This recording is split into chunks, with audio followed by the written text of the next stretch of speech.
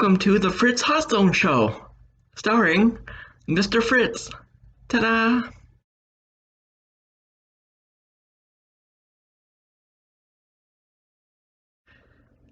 Hi everyone, thanks for joining me today.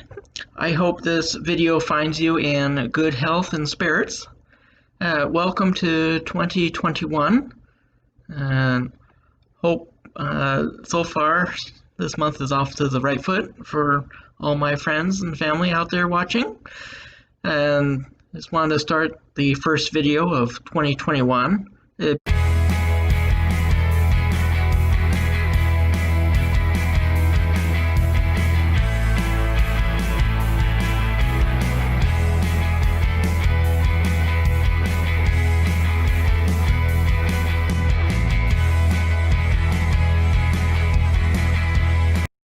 Today I'm going to try the stuffed garlic knots that I just had delivered here from Pizza Hut.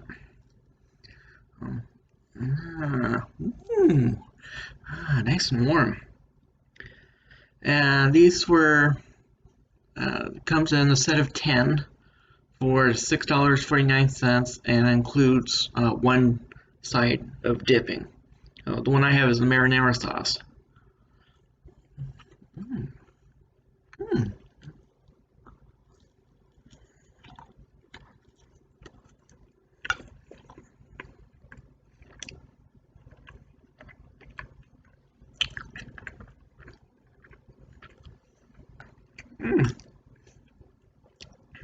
That's good. Fresh. Garlic. Not too overwhelming. Just try it. It's not salty. At least to me, it's not salty at all. Even better. So on a scale of 1 to 10, with 10 being the best and 1 being the worst, I would give this 8.75. Oh. Thanks, guys.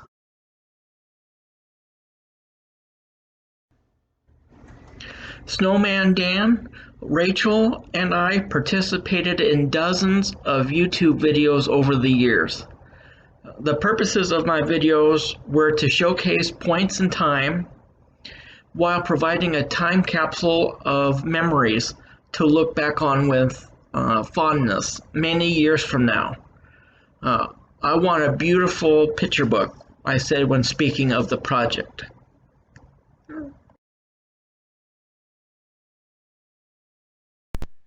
Liked it. Let's have that for hockey because it's the same thing. Same thing. They have the lights that go around and the flashing lights. Yeah. And, so it made my day. So.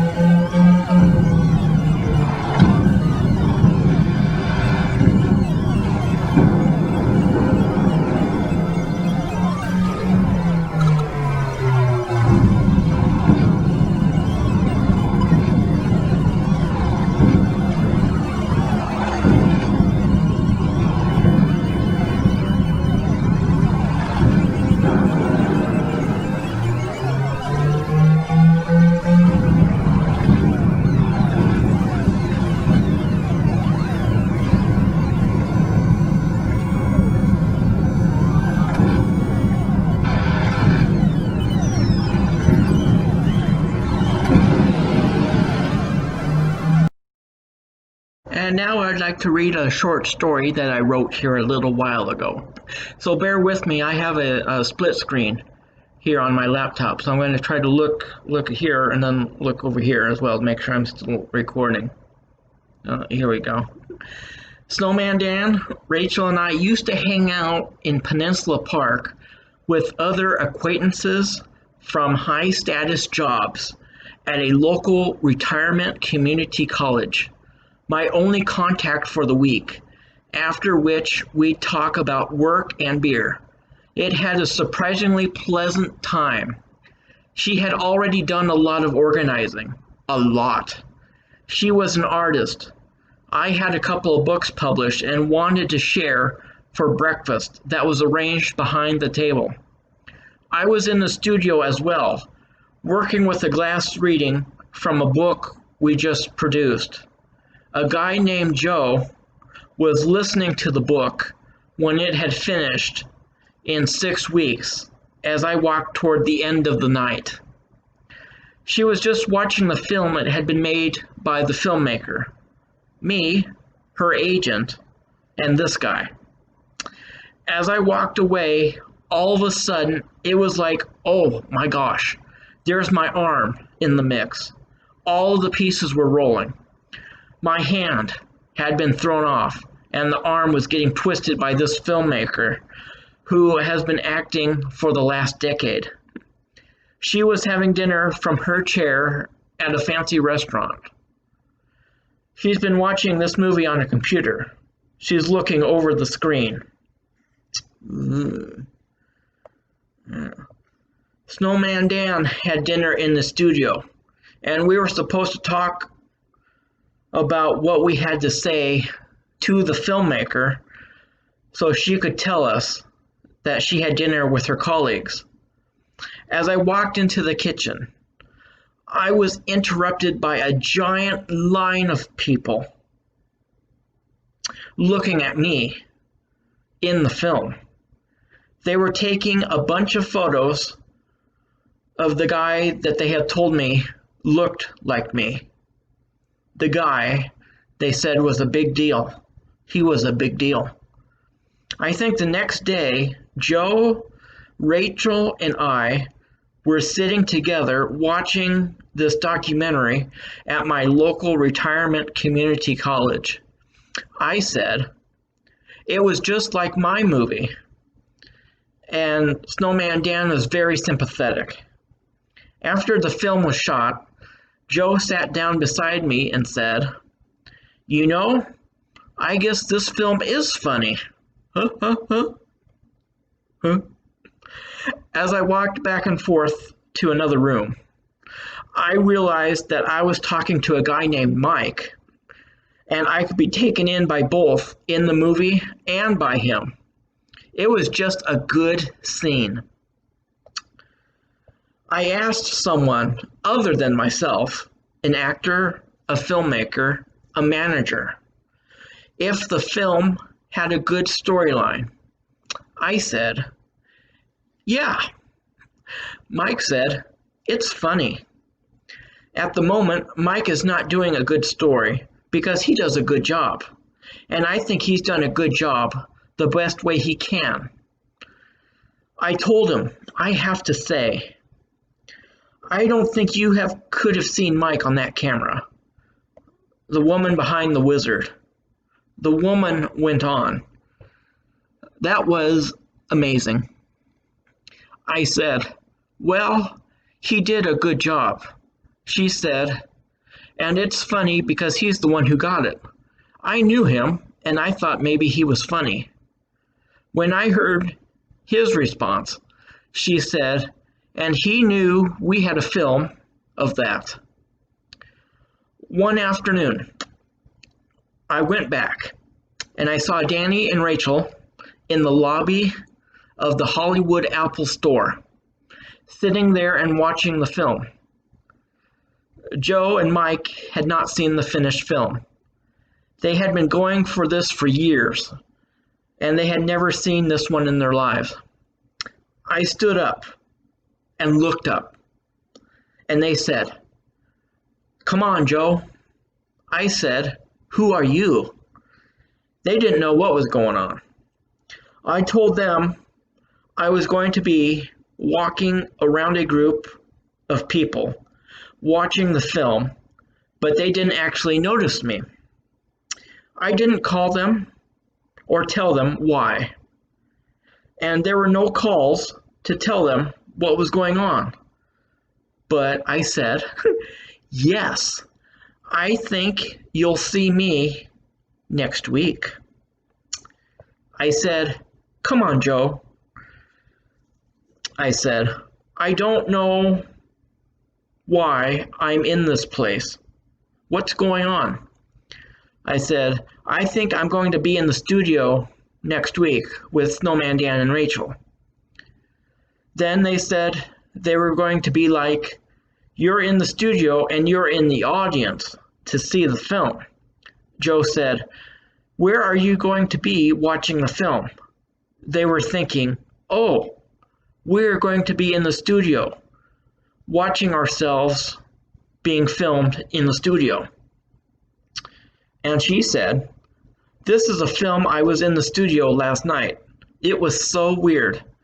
Then after they said, "We're going to be here," then we walked in and they were like, "Where are you going to be watching the film?" I said, "I know I'll be in the studio, right?" And they said that I would really love this. They were like, "No, that's cool. I'm still on the phone with Jennifer." They were like, "It's an impossible question. It's just my answer." I said, "I can't let this woman be." Ta-da. Ta-da.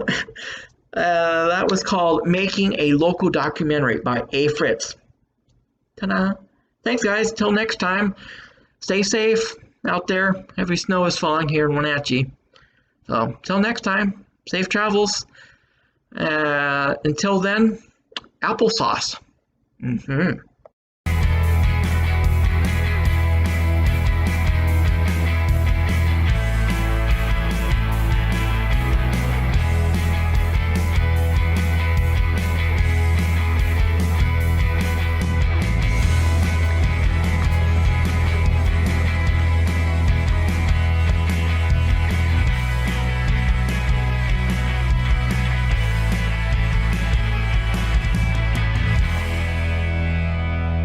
You want to call Danny first?